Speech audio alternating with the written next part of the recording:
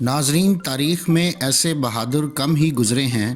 جنہوں نے جبر اور ظلم کے ماحول میں طاقتور کی مخالفت کی ہو، مگر طاقتوروں کے سامنے بغاوت کا علم بلند کرنے والوں کے نام ہی تاریخ میں زندہ رہتے ہیں۔ آج کی اس ویڈیو میں تجسس ٹی وی اپنے ناظرین کے لیے ایسے ہی چند افراد کے حوالے سے معلومات پیش کر رہا ہے جن کا عزم و ہمت رہتی دنیا تک کے لیے مثال بن گیا۔ ناظرین، 60 کی دہائی میں جب پاکستان میں جنرل ایوب خان کے اقتدار کا سورج عروج پر تھا، ایک خاتون نے جنرل ایوب کے احکامات ماننے سے انکار کیا۔ نواب آف کالاباغ کے ذریعے اس وقت کی مشہور فلم سٹار تک یہ پیغام پہنچایا گیا تھا، مگر اپنے اصولوں پر کھری رہنے والی اس فلم سٹار نے کسی سمجھوتے سے انکار کر دیا۔ ناظرین، یہ ذکر ہے مشہور فلم سٹار نیلو کا، جسے ایران کے شاہ کی آمد کے موقع پر منعقد کی گئی ایک محفل میں رقص کے لیے بلایا گیا تھا۔ اس تقریب کا انعقاد نواب آف کالاباغ کر رہے تھے، جن کی سخت گیر شخصیت اور حکمرانی کی داستانیں زبان زد عام ہیں، اور اس وقت وہ مغربی پاکستان کے گورنر تھے، یعنی آج کا پورا پاکستان ان کے زیر حکومت تھا۔ نواب خاندان سے تعلق رکھنے والے ملک محمد امیر خان کے لیے ایک فلم سٹار کا انکار برداشت کرنا بڑا مشکل کام تھا، لہٰذا انہوں نے نہایت غصے کے عالم میں متعلقہ سرکاری افسران کو حکم دیا کہ تقریب میں نیلو کا رقص ہر حال میں یقینی بنایا جائے۔ سرکاری افسران نے فلم سٹار نیلو کو یہ پیغام دیا کہ اگر آپ خود تقریب میں شامل نہ ہوئیں تو آپ کے ساتھ سختی کی جائے گی، جس پر نیلو نے بے بسی اور مجبوری کے عالم میں نیند کی گولیاں کھا کر اپنی جان لینے کی کوشش کی۔ ان کی جان تو بچا لی گئی، مگر ان کے اس انکار نے انہیں راتوں رات مشہور کر دیا،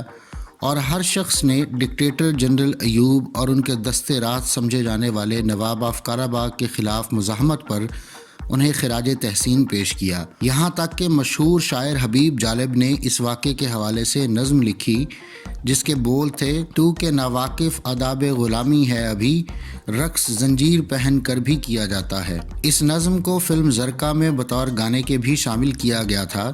جس کی موسیقی رشید اترے نے ترتیب دی، جبکہ معروف سنگر مہدی حسن نے اسے گایا تھا۔ ناظرین، فلم زرقا مشہور فلم ساز ریاض شاہد نے بنائی تھی، اور یہ گانا نیلو بیگم پر ہی فلم بند کیا گیا تھا۔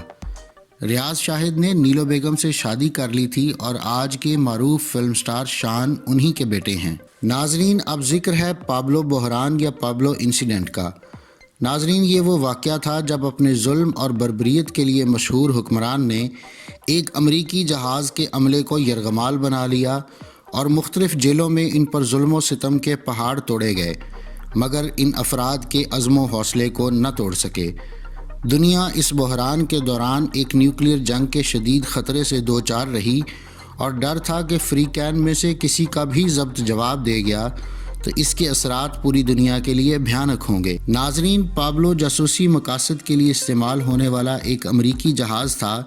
جسے جنوری 1968 میں نارتھ کوریا کی جاسوسی کے لیے بھیجا گیا تھا۔ ساحل سے 12 میل دور کھلے سمندر میں موجود یہ جہاز نارتھ کوریا کی جاسوسی کرتا رہا۔ نارتھ کوریا اور امریکہ میں اس وقت کوئی سفارتی روابط نہ تھے، اور نارتھ کوریا خطے پر بالادستی کے لیے ضروری ہتھیار بھی اکٹھے کر چکا تھا۔ نارتھ کورین لیڈرز کو لگا کہ ساؤتھ کوریا کے خلاف کارروائی کے لیے یہ اچھا موقع ہے، کیونکہ ویتنام جنگ میں کمزور پوزیشن کی وجہ سے امریکہ کسی حملے پر جوابی کارروائی نہیں کرے گا، لہٰذا ساؤتھ کورین صدر کو قتل کرنے کے لیے نارتھ کوریا کے کمانڈوز نے حملہ کر دیا۔ نارتھ کورین کمانڈوز کی طرف سے صدارتی محل میں داخلے کی کوشش کو اگرچہ ناکام بنا دیا گیا، مگر دونوں ممالک میں جنگ کا شدید خطرہ پیدا ہو گیا۔ ساؤتھ کوریا کی طرف سے مدد کی درخواست کے باوجود امریکی ویتنام جنگ کی وجہ سے دوسرا محاذ کھولنے پر ہچکچاہٹ کا شکار تھے۔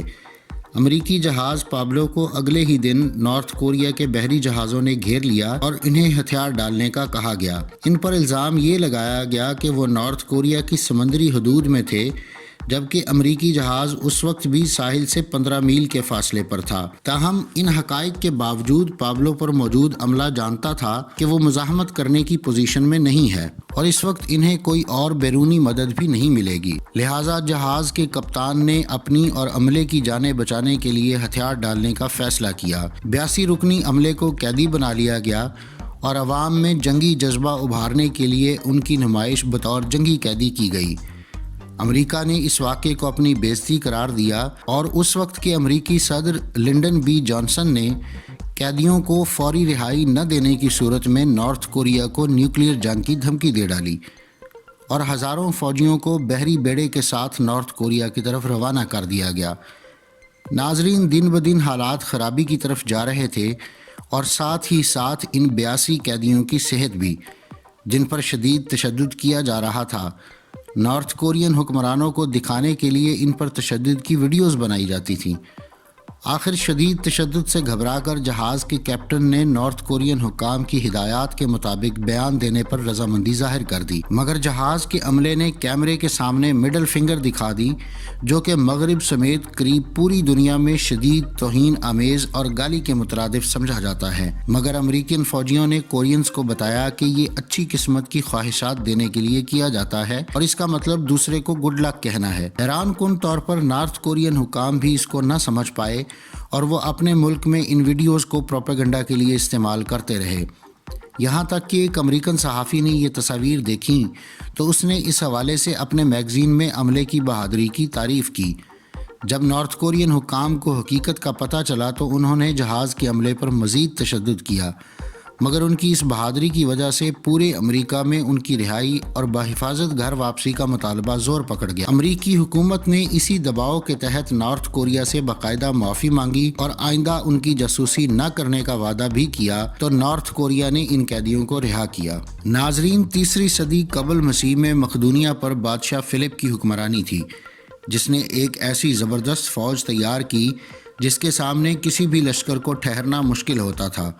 فتوحات کا سلسلہ جاری رہا یہاں تک کہ پورا یونان اس کے کنٹرول میں آ گیا، مگر بادشاہ فلپ کی جنگی مہارت اور اس کی مضبوط فوج اسپارٹنز کے سامنے بے بس تھی۔ اسپارٹنز نہ صرف بہترین لڑاکے تھے بلکہ وہ تقریر اور سفارت کاری کے بھی ماہر تھے۔ اسپارٹنز سیدھی اور مختصر مگر جامع گفتگو کرنے کے عادی تھے۔ میدان جنگ پر ان کی شجاعت کے دشمن بھی قائل تھے اور سبھی جانتے تھے کہ وہ آسان حریف نہیں ہیں۔ ادھر اسپارٹنز فکر مند تھے کہ یونان پہلے ہی بادشاہ فلپ کے قبضے میں جا چکا ہے اور اب ان کی آزادی ہی نہیں بلکہ ان کی پوری ثقافت کو خطرہ درپیش ہے۔ ان حالات میں بادشاہ کی طرف سے ایک سفیر اسپارٹنز کے پاس بھیجا گیا۔ بادشاہ کا خیال تھا کہ اسپارٹن سے جنگ کرنا مشکل ہوگا، لہٰذا بہتر ہے کہ انہیں سفارت کاری سے خوفزدہ کر کے اپنی ریاست میں شامل کر لیا جائے۔ مگر اسپارٹنز بادشاہ کے سفیر سے قطعاً خوفزدہ نہ ہوئے، جس پر بادشاہ کی طرف سے دوسری بار پھر سفیر کو بھیجا گیا، جس نے اسپارٹنز کو دھمکی دی کہ ان کی فصلیں جلا دی جائیں گی اور ان کے مردوں کو قتل کر دیا جائے گا۔ مگر اس بار بھی اسپارٹنز نے سفیر کی باتوں کو ہنسی مذاق میں اڑا دیا۔ اگرچہ بادشاہ فلپ اور اسپارٹنز دونوں جانتے تھے کہ جنگ کی صورت میں دونوں کو شدید نقصان ہوگا اور ہو سکتا ہے کہ اسپارٹن تہذیب بالکل ہی ختم ہو جائے، مگر اس خطرے کے باوجود انہوں نے بغیر لڑے اور مقابلہ کیے ہمت ہارنے سے انکار کر دیا۔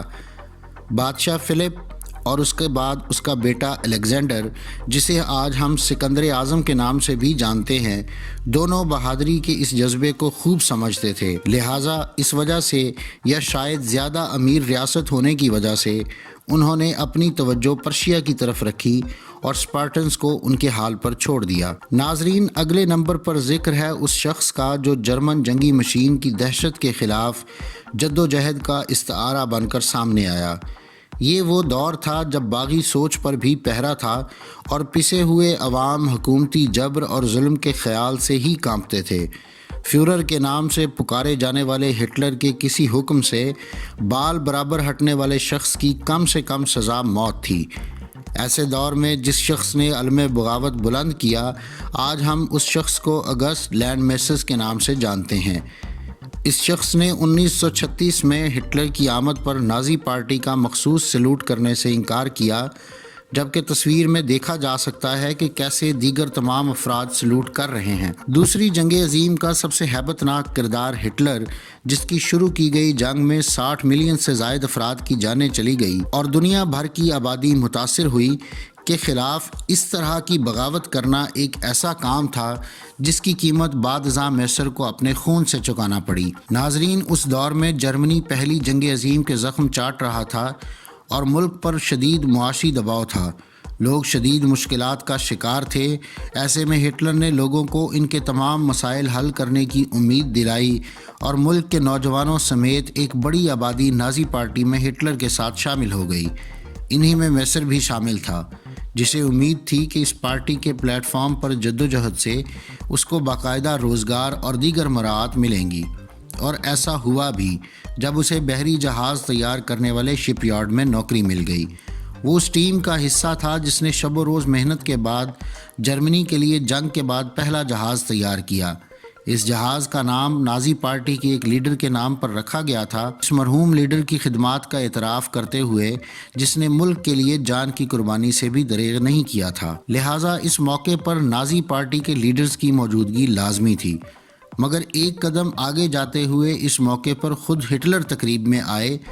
مغربی روایات کے مطابق شیمپین کی بوتل کھول کر خوشی منائی گئی اور جہاز کو پانی میں اتارا گیا۔ حاضرین نے نازی سلوٹ کیا اور موقع پر موجود ایک فوٹوگرافر نے اس یادگار لمحے کو کیمرے میں محفوظ کر لیا۔ مگر اس تصویر کو اصل شہرت میسر کی وجہ سے ملی، جو ہجوم میں موجود ہے، مگر اس نے نازی سلوٹ کرنے کی بجائے ہاتھ سینے پر باندھ رکھے ہیں۔ ہٹلر کو سلوٹ سے انکار کرنے کی سزا نوکری جانے سے لے کر قتل تک کچھ بھی ہو سکتی تھی۔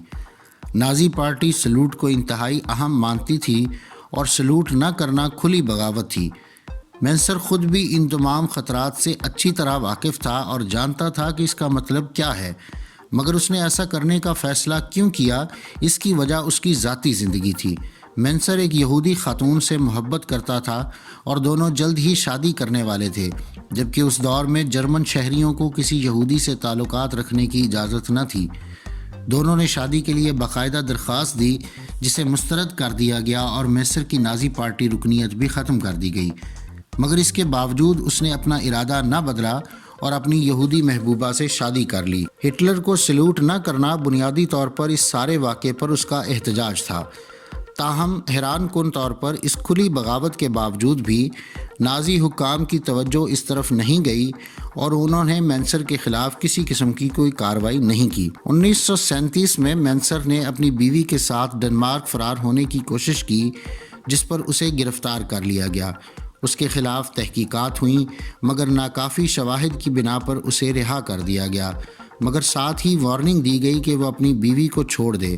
مگر مینسر نے اس حکم پر عمل نہیں کیا، جس پر اسے ایک بار پھر گرفتار کر لیا گیا۔ مینسر کو 2 سال تک ایک بیگار کیمپ میں مزدوری کی سزا سنائی گئی، مگر اس دوران اس کی بیوی کو یہودی ہونے کی وجہ سے گرفتار کر کے یہودیوں کے لیے بنائے گئے کیمپس میں بھیج دیا گیا، جہاں بالآخر اس کی موت ہو گئی، اور اسی انجام کا شکار ہونے والے دیگر 14,000 یہودیوں کے ساتھ اسے بھی ایک گمنام اجتماعی قبر میں دفنا دیا گیا۔ رہائی کے بعد مینسر کے پاس اپنے بیوی بچوں کی کوئی خبر نہیں تھی اور نہ ہی انہیں ڈھونڈنے میں اسے کوئی کامیابی ملی۔ اس نے ایک فیکٹری میں مزدوری شروع کر دی، مگر اس وقت تک جرمنی پر شکست کے سائے گہرے ہونا شروع ہو گئے تھے اور گھبرائے ہوئے نازی حکام نے ہر ہتھ کنڈا استعمال کرنا شروع کر دیا تھا، یہاں تک کہ میسر جیسے سزا یافتہ مجرموں اور معاشرے کے دیگر بدعنوان عناصر کو بھی جنگ کا ایندھن بننے کے لیے محاذ جنگ پر بھیج دیا گیا۔ ان کے ذمے ایسے مشن لگائے جاتے تھے جن میں زیادہ خطرات ہوتے تھے۔ جنگ کے خاتمے سے صرف 6 ماہ قبل ایک ایسے ہی مشن میں مینسر کروشیا میں لڑائی کے دوران لاپتہ ہوا اور پھر اس کا کبھی پتہ نہیں چلا۔ ناظرین، اب ذکر ہے تاریخ کے ان 2 کرداروں کا جن کے پاس بہترین لڑاکا فوج اور دشمن کو تباہ کرنے کے تمام تر وسائل موجود تھے۔ کوئی بھی ذی شعور شخص کسی ایسی فوج سے مقابلہ کرنے کا نہیں سوچے گا جو پہلے ہی بہت سے دشمنوں کو نیست و نابود کر چکی ہو، مگر سلطان محمد فاتح، جو اپنے دور کے انتہائی طاقتور عثمانی بادشاہ تھے، انہوں نے جب کوسکس کو اپنی اطاعت کا پیغام بھیجا تو ان کا جواب تاریخ میں شاید سب سے توہین آمیز جوابات میں سے ایک ہے۔ انتہائی فحش گالیوں اور گندے القابات سے بھرپور اس جواب میں اس وقت کے ایک انتہائی طاقتور شخص کو للکارا گیا تھا جس کے پاس دشمن کی نسلیں تک تباہ کر دینے کی مکمل طاقت اور صلاحیت موجود تھی۔ 17ویں صدی کے وسط میں اس عثمانی سلطان کی حکومت کئی ملکوں پر تھی۔ اس کی بہترین افواج جس طرف رخ کرتیں فتح یاب ٹھہرتیں۔ عثمانی افواج پولینڈ، یوکرین اور ہنگری کے علاقے پہلے ہی فتح کر چکے تھے، جبکہ دوسری طرف عثمانی سلطنت کی سرحدیں ایران اور عراق تک پھیلی ہوئی تھیں۔ سلطان کا ستارہ عروج پر تھا، مگر یورپ کی مکمل حکمرانی کے اس کے خواب میں ایک چھوٹا سا گروہ رکاوٹ تھا۔ آج کے یوکرین کے رہائشی افراد، جنہیں کوسکس کہا جاتا ہے، انتہائی خطرناک لڑاکا تھے، اور ان کے زیر قبضہ علاقہ اس لحاظ سے ایک ایسا علاقہ تھا جہاں باقاعدہ کسی کی حکومت نہیں تھی، اور دنیا بھر سے جرائم پیشہ اور قانون سے بھاگے ہوئے افراد یہاں پناہ لیتے تھے۔ کوسکس کا لفظی مطلب بھی آزاد فرد ہی ہے، اور یہاں کے باسی اس کا عملی نمونہ پیش کرتے تھے، لہٰذا وہ کسی انتظام یا باقاعدہ قانون کے مطابق بادشاہت کو تسلیم کرنے سے انکاری تھے، اور انہوں نے یہ علم بغاوت باوجود تمام تر خطرات کے بلند کیے رکھا۔ یہاں موجود جرائم پیشہ افراد لوٹ مار کے لیے قریبی علاقوں کا رخ کرتے، جہاں سے وہ بآسانی واپس اس آزاد علاقے میں آ جاتے، مگر وقت کے ساتھ ساتھ جہاں بارڈر کے قریب رہنے والے افراد اس لوٹ مار کے ڈر سے دارالحکومت کے زیادہ قریب منتقل ہونے لگے، وہیں ان لٹیروں نے بہتر مال و متاع کی خواہش میں سرحد سے زیادہ اندر جانا شروع کر دیا۔ بڑھتے بڑھتے یہ حملے اس وقت کے عثمانی دارالحکومت قسطنطنیہ کے قریب تک جا پہنچے، جس پر سلطان مہمت نے کوسکس کے لیڈر ایوان کو ایک خط لکھ کر وارننگ دینا ضروری سمجھا۔ شاید سلطان کا خیال یہ رہا ہوگا کہ میرے خط سے ہی یہ چھوٹے موٹے چور اچکے سہم جائیں گے اور لوٹ مار کا یہ سلسلہ بند کر دیں گے۔ کوسکس کے نام لکھے گئے خط میں سلطان کے القابات اور اعزازات کی ایک لمبی فہرست تھی، جس کے بعد انہیں اطاعت کا حکم دیا گیا تھا، مگر کوسکس کہاں ڈرنے والے تھے، بلکہ ان پر اس کا اثر الٹا ہوا۔ ان کے لیڈر ایوان نے سب کو ایک جگہ جمع کیا اور انہیں کہا کہ وہ اجتماعی طور پر ایک ایسا جواب لکھیں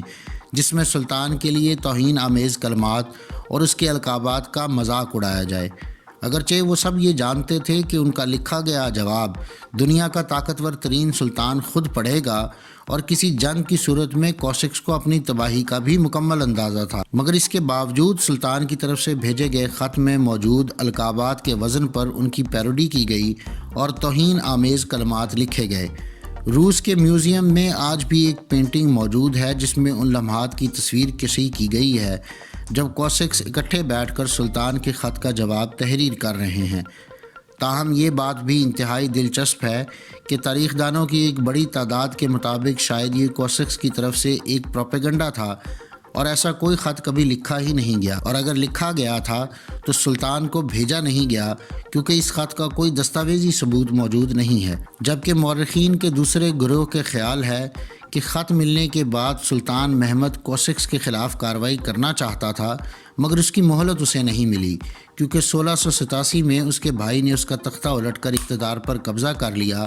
اور اسے گھر پر نظر بند کر دیا گیا، جہاں وہ اپنی موت تک رہا۔ ناظرین، اب ذکر ہے چین سے تعلق رکھنے والے اس شہری کا جس کی بہادری کا مظاہرہ دنیا بھر میں جبر و استبداد کی قوتوں کے خلاف جدوجہد کا استعارہ بن گیا۔ ٹینکوں کے سامنے کھڑا یہ نہتھا آدمی جانتا تھا کہ شاید ٹینک میں بیٹھے ہوئے فوجیوں کو وہ نظر بھی نہیں آئے گا، اور اس کی موت سے شاید کچھ فرق بھی نہیں پڑے گا، کیونکہ ابھی ایک دن پہلے قریب 10,000 مظاہرین کو مار دیا گیا تھا۔ مگر اس سب کے باوجود اس نے اپنی ذمہ داری ادا کرنے کا فیصلہ کیا، اور یہی وجہ ہے کہ آج 30 سال سے زائد کا عرصہ گزرنے کے باوجود اس کی جدوجہد کو ظلم اور جبر کے خلاف ایک علامت کے طور پر جانا جاتا ہے۔ اور اس موقع پر بنائی گئی تصویر 20ویں صدی کی چند معروف ترین تصاویر میں سے ایک ہے، اور اسے نام بھی ٹینک مین کا ہی دیا گیا۔ ٹینک مین نے ہمیں یہ بھی سکھایا کہ ہر فرد اہم ہے، اور ایک شخص کا دلیرانہ فیصلہ تاریخ کا دھارا بدل سکتا ہے۔ چیئرمین ماؤ کی زیر قیادت چین میں بڑے پیمانے پر معاشی تبدیلیاں آ رہی تھیں، مگر عام آدمی کا خیال تھا کہ معاشی انقلاب سے فائدہ صرف معاشرے کے طاقتور افراد اٹھا رہے ہیں، اور ان کی تجوریاں مزید بھری جا رہی ہیں۔ غریب مزید غریب ہوا ہے۔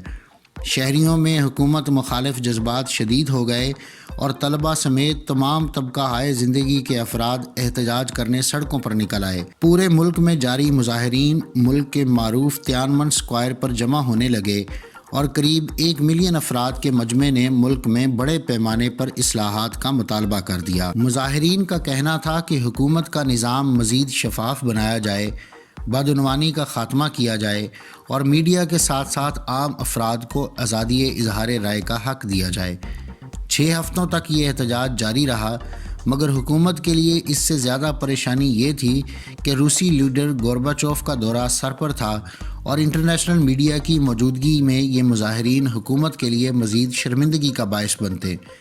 جس سے بچنے کے لیے مظاہرین کو تیانمن اسکوائر سے ہٹانے کے لیے طاقت کے استعمال کا فیصلہ کیا گیا۔ ناظرین، ملک میں مارشل لا لگا دیا گیا اور آرمی کی ایک خاص یونٹ سے، جس کی شہرت حکومت سے وفاداری اور ہر قسم کے احکامات ماننے کی تابعداری تھی، قریب 30,000 ٹروپس کو منتخب کیا گیا اور انہیں مظاہرہ ختم کروانے کا مشن دیا گیا۔ اس یونٹ نے اپنی شہرت اور ماضی کے ریکارڈ کے عین مطابق مظاہرین کے خلاف کھلی جارحیت اور طاقت کا استعمال کیا اور قریب 10,000 نہتے مظاہرین کو موت کے گھاٹ اتار دیا گیا۔ کچھ لوگوں کی موت تو فوج کے اسلحے کی وجہ سے ہوئی، جبکہ ایک بڑی تعداد ان بد نصیبوں کی بھی تھی جو آرمرڈ وہیکلز اور ٹینکوں کے نیچے آ کر کچلے گئے۔ مگر ٹینک مین، جو ایک دن پہلے یہ سب ہوتا ہوا دیکھ چکا تھا، اس نے ٹینکوں کے سامنے نہتہ کھڑا ہونے کا فیصلہ کیا۔ لاکھوں کے مجمع پر ٹینک چڑھا دینے والے فوجی اس اکیلے نہتے آدمی کے حوصلے کے سامنے ہار گئے اور ٹینک روک دیے۔ تھوڑی دیر بعد جب ٹینکوں نے دوسری طرف سے نکلنے کی کوشش کی تو ٹینک مین پھر سامنے آ گیا، اور اس طرح سے یہ سلسلہ اگلے قریب 5 منٹ تک چلتا رہا، جس کے بعد 2 افراد آگے آئے اور انہوں نے ٹینک مین کو اٹھا کر سائیڈ پر کر دیا۔ ان 2 افراد کے متعلق یہ واضح نہیں کہ وہ کوئی حکومتی اہلکار تھے یا مظاہرین میں سے تھے جو اس کی حفاظت کے بارے میں فکر مند تھے۔ ناظرین، اس کے بعد ٹینک مین کے حوالے سے کوئی معلومات نہیں ملی کہ وہ کہاں غائب ہو گیا۔ کچھ افراد کا ماننا ہے کہ وہ اپنی حفاظت کے پیش نظر خود کہیں چھپ گیا، جبکہ کچھ افراد کا کہنا ہے کہ حکومتی اہلکار اسے اٹھا کر لے گئے تھے اور پھر کچھ دن بعد فائرنگ اسکواڈ کے ذریعے اس کو قتل کر دیا گیا۔ ٹینک مین کا انجام کچھ بھی ہوا ہو، مگر اس دن تیانمن اسکوائر پر اس نے بہادری کا جو مظاہرہ کیا، وہ رہتی دنیا تک کے لیے اس کے نام کو امر کر گیا۔ اگر آپ مختلف سائنسی، تاریخی اور علمی موضوعات پر سوچتے ہیں اور مزید جاننے کا تجسس رکھتے ہیں تو سبسکرائب کیجئے ہمارا چینل اور بیل آئیکن دبائیے تاکہ ان موضوعات پر تیار کی گئی ہماری ویڈیوز آپ کو فوری مل سکیں۔